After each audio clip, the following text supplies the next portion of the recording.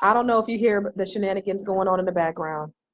These women here are horrible because they in here talking about what they want to eat for lunch, and I'm trying to be good, and they're in there talking about going to get something extra bad for lunch. Anyway, and it's only 11 o'clock. It ain't really lunchtime yet. Anyway, hi Taisha. Hi, how are you? I'm going to talk to you today about bad customer service, Renelli. But before we go, let's talk about where you at, what's your name. No, no, we're gonna do it like we did at church, old school church. What's your name? Where you at? Where you from? And remain standing for a word of welcome. Now, where are you? Where are you hailing from? I want to know, and I want people. The reason why I ask you where you're from is because I want people to be able to intermingle. You might have somebody. There might be somebody from Texas, and you can say, "Hey, girl, I'm from Texas too," or you might be from Oakland. And you'd be like, "Hey, girl, I'm from Oakland too." But anyway, that's why I want to say where you're from. So, hi, Brandy. Hi, everybody that's logged on with me today. So, I want to talk to you about horrible customer service. And I'm gonna give you a couple of examples of just bad customer service that we experience, that people experience. And I'm gonna be the first person to tell you, I fall down, I slack. I want to say probably my biggest customer service issue is this right here. I have 174 unread text messages. Okay, do you see it? 174 unread text messages. And I don't always respond to calls. Sometimes I forget that I have voicemails, like I have UMail. I don't know if you know what UMail is, but I have UMail. So I know that there's voicemails here that I forget. And so my thing is, I'm probably not, sometimes I'm not the greatest at returning phone calls. Look at it. There's people on here I ain't even know. Voicemails on here I ain't even know. So I'll be the first to tell you that I know where I lack in my customer service, and that is sometimes returning phone calls. Because I'm busy sometimes. Sometimes texting me is the best way. You can catch me at this time or catch me at that time. And so I've lost business in the past as a result of not being responsive to clients or to inquiries. I'll be the first to let you know. And that's something that I've continued to work on every day because it's an ever evolving process. I'm always trying to improve myself. But I want to talk to you just about customer service, some things that I experienced here recently with some products and services that I've purchased. So I recently purchased a product, or actually, no, I recently purchased a service. And while I went through the process and I made the decision to use the process or use the service relatively quickly without really thinking about it, because I thought it was a service that was able to help me. Went ahead and paid for it. I got, I made payment. I got on the payment plan, and the service kind of the product came out right, and I was okay with it. I mean, I didn't have any problems with it. But when I went to go, and I really didn't read what the offerings were. I really had an expectation, but I didn't really read what the offerings were. And so when I needed to do an update on the service that I had purchased, I looked at the offerings, and I'm looking at it because I'm thinking, oh, we can probably do some things to whatever.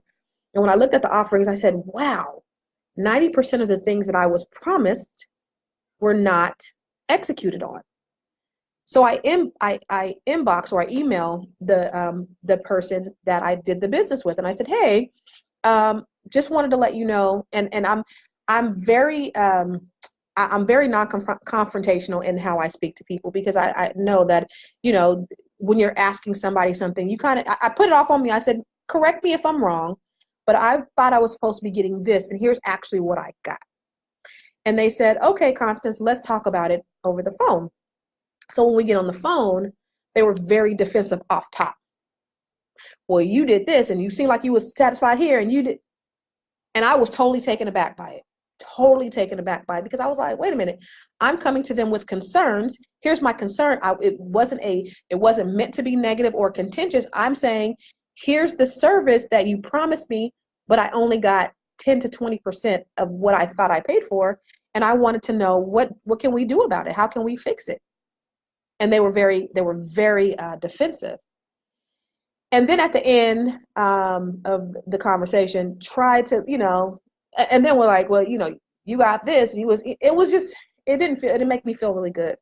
And at the end of the conversation, they tried to make up for it and say, well, what can I do to rectify this? And I didn't call with anything in mind. Oh, here's the biggie. Here's the biggie right here. This is what really pissed me off about the whole conversation, is they accused me of not wanting to pay them for the service. And I'm going to tell you something right now. You can accuse me of a whole lot. I might not answer my phone all the time, but I will never, my integrity on making my payments or paying my bills is never in question. I never will fall out with somebody about some money. I just don't do that. That's just not my thing. That's not my thing. And so that really offended me, because it was like, what's your motive? Why are you coming to me now? You don't want to make the payment. And that really pissed me off. So I told them at the end of the conversation, after they tried to make it right and said, well, what is it that you want? I said, I don't know what I want, but I'm not feeling really good about this conversation, because, I came to you, we're both business owners. For me, I will lose money. I'll give up money. I'll do whatever it takes to make somebody happy, to make them feel like they made a good decision to use me. And I don't feel that way. I feel like you were defensive, and it may be because, maybe you've gotten complaints before in the past. I don't know, but I'm not that other person. And so you're putting your whatever, your past or your reservations off on me, because for whatever reason, but I was genuinely coming to you concerned. So that made me mad. Don't the accusation about me not wanting to pay, that irritated me. So that's one. Number two, I had a client call me yesterday, and we had referred her to an outside person that was going to do some other services for her. And so when I guess she spoke with the person had promised her all these services, wrote a contract, I guess did some extra work, and then tried to charge her for it. So although she did the extra on her own, for volunteering herself, she did the extra, then she tried to charge the client for it. And as a business owner, and she was like, well, and then she's mad because she's like, I guess the service provider says, well, then we did this and we did this and we did this and we didn't charge her for this and we didn't do this and we did this. We just added a little extra on this. Here's the problem that I have with that. You didn't discuss this with the client before you charged her for it. You came to her and you said, this is what I'm going to do. Now, all that extra is on you. You might, as a business owner, you may have to eat it. You might have, and you should be willing to eat it. If I promised you one thing and there were extra things that came along with it, either one, I'm going to come to you and say, hey, before I do the job, here's what this is going to cost me. I'm not going to give you a contract for one thing and then do the extra and then add that to the bill. That's crazy. It's insane. As a business owner, you might have to eat that thing. Okay, so that's two. Number three, I had somebody doing some work at my house. It's been since August, and this ain't done. And I'm not going to mention any names, but they got paid 90% of the money, and up until a couple weeks ago, had done only 10% of the work. And so what do all three of these people have in common? They'll never get another shred of business from me or any of my people again. What they did in how they conducted their business and their customer service by skipping over dollars to pick up pennies, they lost out on so many more opportunities for not making it right for the customer. The first person, I could have referred her to everybody. I could have referred her to a whole lot of people, and she could have made a whole lot more money. And being defensive and concerned about me paying, that's a no-no. She'll never get another shred of my business again. Number two, the person who is, and at the end of the day, this house is $1 million home, right? And they're going back and forth over a few $100s. And what I told the owner yesterday was, I will pay whatever it is that she charged you extra. I will pay for it, because I'd rather see you happy. And I'd rather see you satisfied than you guys feeling a certain way about your experience. Because I don't want your experience to be that. And since we referred this person to you, I feel, that even though we're not responsible, because in our contracts, we say, hey, in the contracts, in real estate contracts, it says, if we refer you to someone, we're not responsible. But at the end of the day, we referred them to her. And so we're responsible in some way. And I'll take that and I'll own it and I'll pay. That's okay. Because I want her experience of working with me is far more important than the principle of how things work. And then the third person just, not taking care of business and not managing their money correctly. And then now leaving me out on a limb. Okay. So the three things that these people have in common is they will never get another shred of business from me again. And they're missing out on so much more money because they chose to pick up pennies and overlook dollars. They chose to not look at the potential and the possibility of what they could make or what they could have. I look at it as my service, your experience is way more important than the principle of it all. And if you come to me and you say that you weren't satisfied with your service in one way or another, I'm going to try to figure out how I can make it right. I'm never going to blame my client.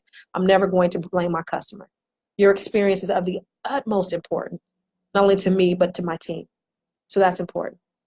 The second thing is I was talking to an entrepreneur, and this all ties into it. I was just talking to an entrepreneur earlier today on my way in, and she said, in fact, she texted me, and I was like, you know what, we got it. We're gonna have to get on the phone for this because she said, I'd love to get your perspective. What is one piece of advice you would share with a rising entrepreneur to help position them for greatness in their business endeavor? She said that to me. And I said, that's a conversation. And plus I was getting in the car and I couldn't text that, but there's so much to that. And I'll say this, for anybody who's looking to become an entrepreneur, and this is what I told her. I said, number one, your service has to be on point. No, that was number one. Number one, your foundation has to be on point. You have to have a solid foundation. A lot of people have all of these skills and talents and everything, but if their foundation, if their business is not right, then they're not going to be able to support and sustain it. Right? So I've always been about organic growth. Like I never wanted to go from 0 to 100 because if I got to 100 and I didn't have the infrastructure in place to support it, then I was not going to be able to give quality service. So an organic growth is great. And for her branding is on point. Her value proposition is great. So now that foundational element is great. Now, how are you doing your pricing? Because you have to do it to where it's conducive to your market. So your pricing is important. How you do your pricing. You can't have, if you're dealing with, and I had to learn this, right? With my Build Credit to Build Wealth program, I'm dealing with people who have credit challenges. With my money management mindset, Grow Your Money, Don't Blow Your Money program, I had to deal with people who couldn't manage their money correctly. So I couldn't have it $3,000, even though I know that people are paying credit repair agencies that much to fix their credit. I know what my market is. I have to make it inexpensive enough so that they can afford it because I know my market. You got to understand your market and price it accordingly. Okay. So that's the second thing for an entrepreneur is number one, you got to have your infrastructure. That's important.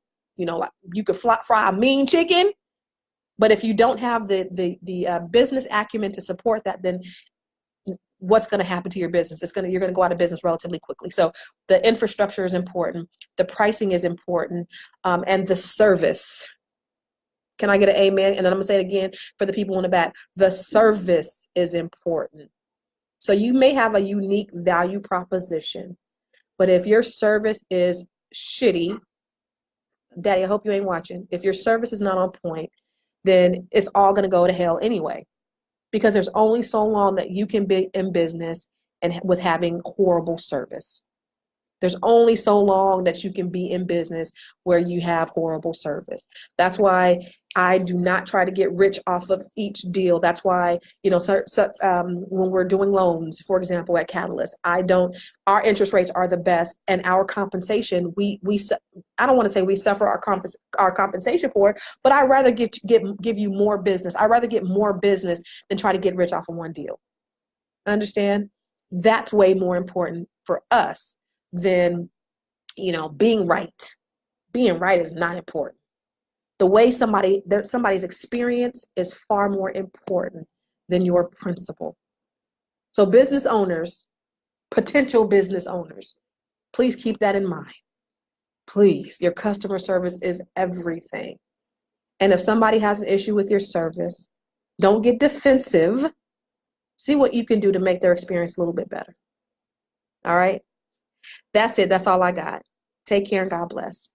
And for my entrepreneurs, let me go ahead and say this. For my entrepreneurs, if you're interested, I do have a coaching program called Growth, Abundance, and Overflow.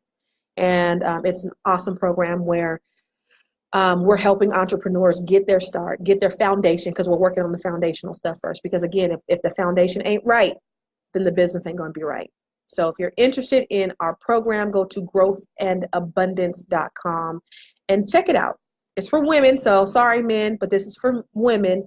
And it's a great program where you have people who are just like you, who are starting off in different places, in different areas in their business, but they're really supporting and celebrating each other. And to have a community of people who want you to win as much as you want to win is so important to your growth.